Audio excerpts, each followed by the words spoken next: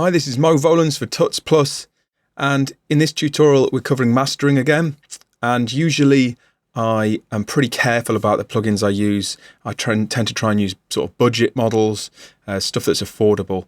But I thought it might be quite nice for me to show you exactly what I'd use on my system with access to pretty much every plugin out there. Now I use hardware as well usually, but this is really concentrating on mastering completely in the box. I'm using 6 plugins total here. One of them is a metering plugin, so 5 processors in total. And this is on Logic Pro 10 on Mavericks. And I'm using a 24-bit file here. It's a pre-master, it's a house track. And I'm going to show you exactly what's going on.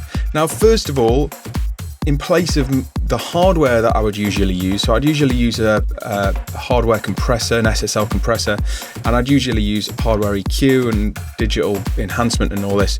But when you're in the box, a bus compressor is really important, and this is what I put in first. It mimics what would be on a console, and I'm really probably pushing about 2 or 3 dB of reduction usually.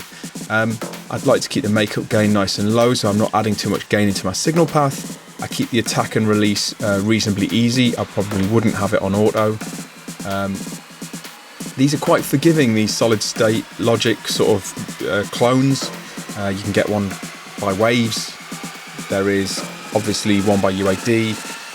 There's plenty of them out there. There's a good one called The Glue by Cytomic, which is now part of Live as well. But basically a couple of dB of this. Let's switch everything else off so you can sort of hear it happening in real time. There we go. So this is just the bus compressor.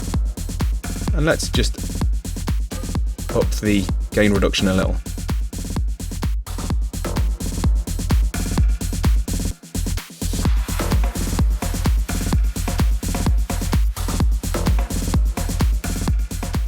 So it's pretty subtle stuff, but it's going to sound more uniform throughout. It's going to sound you're going to get a bit more glue from it, and generally just gives you some cohesion.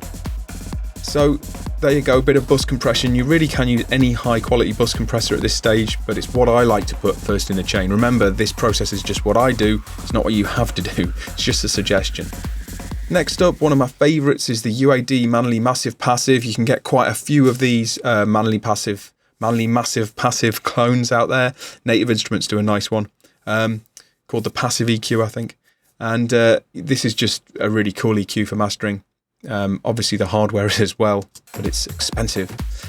So I use it just for sweetening and a bit of high pass. So we've got it up to 16 Hertz. Let me rock it in. And then I'm really just sort of using hi-fi style Smile EQ boosting, because there's nothing really wrong with this track inherently. There's no problems to fix. The mix is solid. So I'm sweetening with this EQ just for a bit of wow factor really. But you can hear if you push it all the way. I'm at 12k here. I like to use the nice easy curves, you know, and we're using shells on the top and bottom, and then a bell sort of for the high mids if you need them. But you can make the snares and claps punch a little more, and then add a bit of low frequency.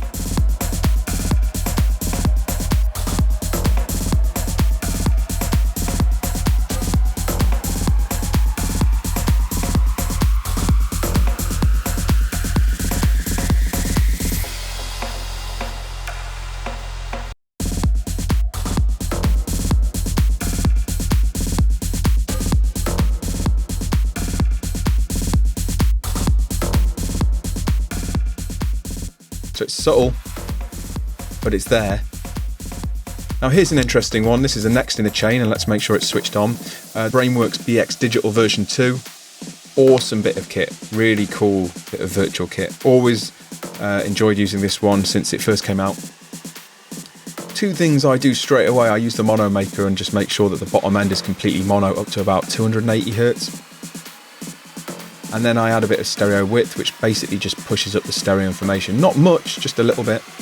And then you can actually filter off the low end from the stereo info as well. So there's no subs in the stereo info at all. Then you can add a little bit of low end maybe in the mono information to pump up sort of the kick drum. Again, it's subtle, but it's there. It's all the way in mastering, it's always that sort of 2%. Let's just kill the whole lot. And you can hear the difference now with the 3 turned off.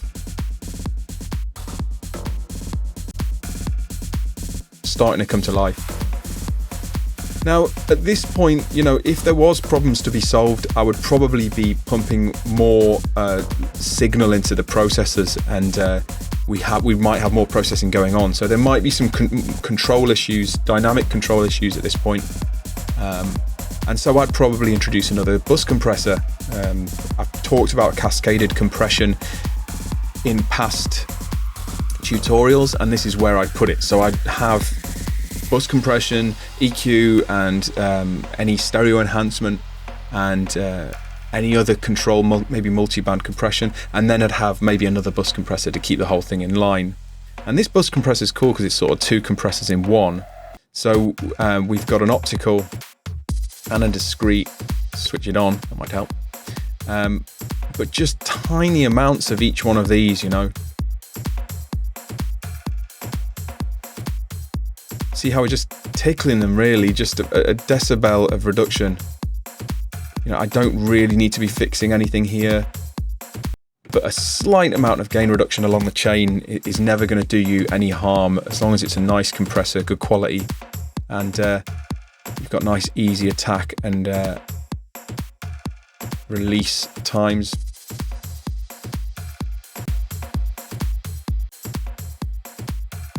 We're getting a bit of, obviously, a reduction in volume due to the gain reduction there. There's no makeup gain. So I'm just going to leave that in. And then finally, just a really good limiter.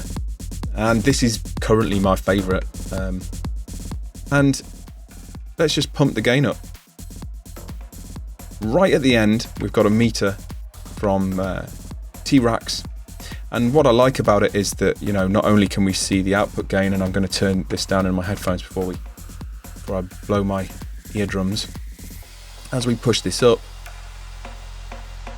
we can see the peak level, but we can also see perceived loudness and RMS at the same time, which is really cool. This is sort of a suggested perceived loudness for dance music, which is pretty general, but works nicely. So if we've got about, say, 4 dB of reduction, which is, you know, a fair amount, but most of my mastering clients like -8, -10. I know there's going to be a lot of comments about that, but fortunately that's where it's at. You start to get up to the you know, the perceived loudness suggested level, which is incredibly high, to be honest with you. I don't really like much more, but if you want to change this, you know, you can increase the amount of work your compressors are doing, and this will allow you a little more level on the end. So if we do that, for instance, we can probably squeeze a bit more volume out. But one thing I like to do is make sure that we're not peaking at 0 dB here. This is the main reason I'm showing you this. And this means bringing the limit level down to, say, around -20.